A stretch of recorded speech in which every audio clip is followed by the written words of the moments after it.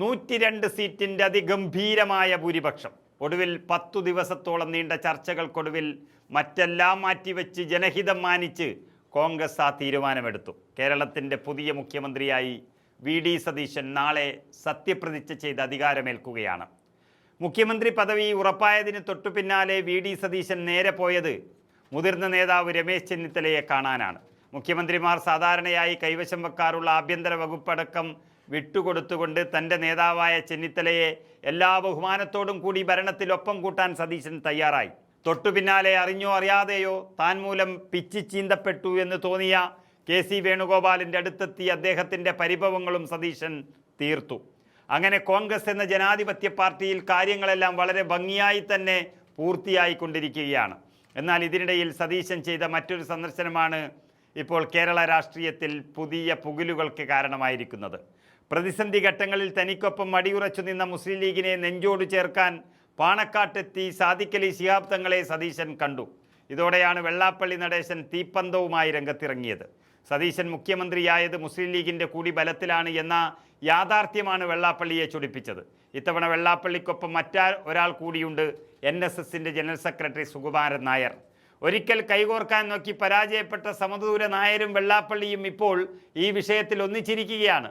കിട്ടിയ അവസരം വെള്ളാപ്പള്ളി നല്ലതുപോലെ ഉപയോഗിക്കുന്നുമുണ്ട്. SNDP യോഗത്തിൻ്റെ മുഖപത്രമായ യോഗനാഥം എഡിറ്റോറിയലിലൂടെ കടുത്ത ഭാഷയിലാണ് വെള്ളാപ്പള്ളി ലീഗിനെതിരെ തിരിഞ്ഞത്.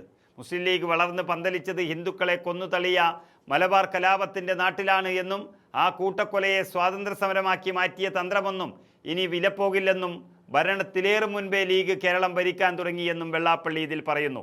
അധികാരം ഉറപ്പായതോടെ അവർ കടുത്ത ഹിന്ദുവിരുദ്ധരായി. തൻ്റെയും സുകുമാരൻ നായരുടെയും മുഖ്യ ശത്രു ലീഗാണ്.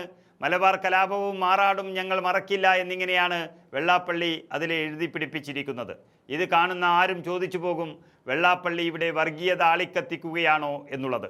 വയനാട് ദുരന്തമുണ്ടായപ്പോൾ ഉപ്പുതൊട്ട് കർപ്പൂരം വരെ നൽകി ജാതിയും മതവും നോക്കാതെ പാവങ്ങൾക്ക് നൽകിയ നല്ല വീടുകൾ നിർമ്മിച്ച് കൈമാറിയ മുസ്ലിം ലീഗിൻ്റെ കാരുണ്യം വെള്ളാപ്പള്ളി കണ്ടില്ല എന്നാണ് പറയുന്നത്. ബാബരി മസ്ജിദ് തകർക്കപ്പെട്ടപ്പോൾ കേരളത്തെ ശാന്തമാക്കിയിരിക്കാൻ സഹായിച്ച ലീഗിൻ്റെ സമാധാന നിലപാടുകളെക്കുറിച്ച് വെള്ളാപ്പള്ളിക്ക് അറിയില്ല. പക്ഷേ മലബാർ കലാപവും മാറാടുമൊക്കെ അദ്ദേഹം നല്ലതുപോലെ ഓർത്തുവെക്കുന്നുണ്ട്. കേരളത്തിലെ മതേതര മനുഷ്യരെല്ലാം വെള്ളാപ്പള്ളിയെ ഒന്ന് സൂക്ഷിക്കുന്നത് നല്ലതായിരിക്കും. മറുഭാഗത്താകട്ടെ തോറ്റിട്ടും അധികാര കസേരയിൽ നിന്നും പിൻവാങ്ങാൻ തയ്യാറാകാത്ത പിണറായി വിജയൻ വീണ്ടും സർക്കാർ ചെലവിൽ മുന്നോട്ട് പോകാൻ നിൽക്കുകയാണ്. എന്നാൽ CPMൻ്റെ ഉള്ളിൽ ഇപ്പോൾ പുകച്ചൽ ശക്തമായി കഴിഞ്ഞു. പാർട്ടിയിലെ മുതിർന്ന നേതാവ് ശൈലജയും ഇന്നലെ വരെ കപ്പിത്താൻ എന്ന് വിളിച്ച പിണറായിയെ വാനോളം പുകഴ്ത്തിയ വീണ ജോർജുമൊക്കെ ഇപ്പോൾ ചോദിക്കുന്നത് ഞങ്ങളെ ചതിച്ചതല്ലേ, ചതിച്ചു തോൽപ്പിച്ചില്ലാതാക്കിയതല്ലേ എന്നാണ്.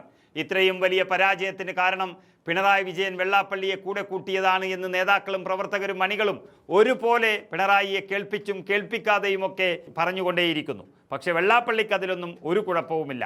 സത്യത്തിൽ CPMനെ തോൽപ്പിച്ച സാമുദായിക നേതാവ് സ്വന്തം ഉത്തരവാദിത്തം ഒഴിഞ്ഞുമാറ്റി ഇപ്പോൾ മുസ്ലിം ലീഗിൻ്റെയും UDFൻ്റെയും വി.ഡി. സതീശൻ്റെയും ഷാഫി പറമ്പിലിൻ്റെയും ഒക്കെ പിന്നാലെയാണ്.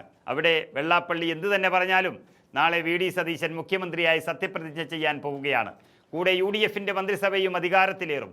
അത് നെഞ്ചും വിരിച്ച് വിളിച്ചു പറയുകയാണ് ഇപ്പോൾ ഷാഫി പറമ്പിൽ.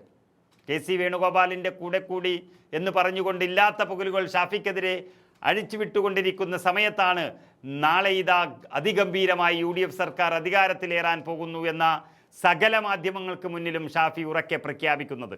ആ ദൃശ്യങ്ങൾ നമുക്കൊന്ന് കണ്ടു നോക്കാം. കാര്യം നാളെ തന്നെ എല്ലാ മന്ത്രിമാരും ഒരുമിച്ച് സത്യപ്രതിജ്ഞ ചെയ്യാം. നേരം ചേച്ച ഒരു ക്വിക്ക് സ്റ്റാർട്ടാണ്. മുഖ്യമന്ത്രിയുമായിട്ട് ബന്ധപ്പെട്ട കാലതാമസമൊക്കെ വെറും 10 ദിവസത്തെ, മറ്റ് പല സംസ്ഥാനങ്ങളിലെ കാര്യങ്ങളും 11 ദിവസത്തെ 11-ാം ദിവസം വന്നല്ലോ. അപ്പം പിന്നെ അതൊക്കെ വന്നു. പക്ഷേ നാളെ എല്ലാ മന്ത്രിമാരും ഒരുമിച്ച് സത്യപ്രതിജ്ഞ ചെയ്യാണ് UDFൻ്റെ. അപ്പോൾ ടീം UDFൻ്റെ ലോഞ്ചാണ്. കേരളത്തോട് UDF പറഞ്ഞ വാക്കുകൾ പാലിക്കുന്ന ആ ദിവസങ്ങൾ വരാൻ പോവാണ്. അത് സ്റ്റേറ്റിൻ്റെ എല്ലാ കാര്യങ്ങളും പരിഗണിച്ച് ജനത ആഗ്രഹിക്കുന്ന തീരുമാനം എടുക്കുന്ന ഒരു ഗവൺമെൻറ്റിൻ്റെ പ്രവർത്തനങ്ങളാണ്. അതിൻ്റെ അന്തിമ ചർച്ചകളാണ്. വലിയ കോലാഹലങ്ങളും ബഹളങ്ങളൊന്നുമില്ല.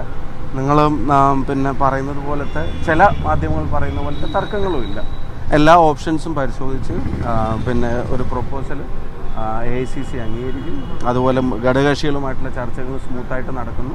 അതിനകത്തൊന്നും വലിയ പിന്നെ തർക്കങ്ങളോ വലിയ പ്രശ്നങ്ങളോ രൂപീകരണത്തിലേക്ക് പോകുന്ന തരത്തിലുള്ള തടസ്സങ്ങളും ഇല്ലാത്ത തരത്തിലാണ് കാര്യങ്ങൾ പോകുന്നത്. തീർച്ചയായിട്ടും UDF പ്രവർത്തകർ കേരളത്തിൽ ആകമാനം നാളെ ഇവിടെ എത്തിച്ചേരും. ആയിരക്കണക്കിന് ആളുകൾ നാളെ ഇവിടെ ഉണ്ടാവും. സന്തോഷത്തോടെ അഭിമാനത്തോടെ 10 വർഷത്തെ ദുരിത ഭരണത്തിന് ജനങ്ങൾ കൽപ്പിച്ച അറുതി അതിന്റെ തുടക്കമാണ്. എങ്ങനെ അതിനെ സംബന്ധിച്ച് വ്യക്തമായ ധാരണ എനിക്കില്ല. എല്ലാവരും എത്ര എന്നാണ് ആഗ്രഹം?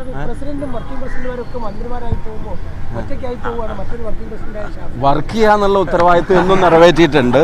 അത് ഈ തെരഞ്ഞെടുപ്പ് കാലത്തും പരമാവധി കഴിഞ്ഞിട്ടുണ്ട്, ചെയ്യാൻ ശ്രമിച്ചിട്ടുണ്ട്. അത് ഇനിയും ചെയ്യും. വർക്ക് ചെയ്യാന്നുള്ളതാണല്ലോ ഉത്തരവാദിത്വം, അത് ഇനിയും ചെയ്യും.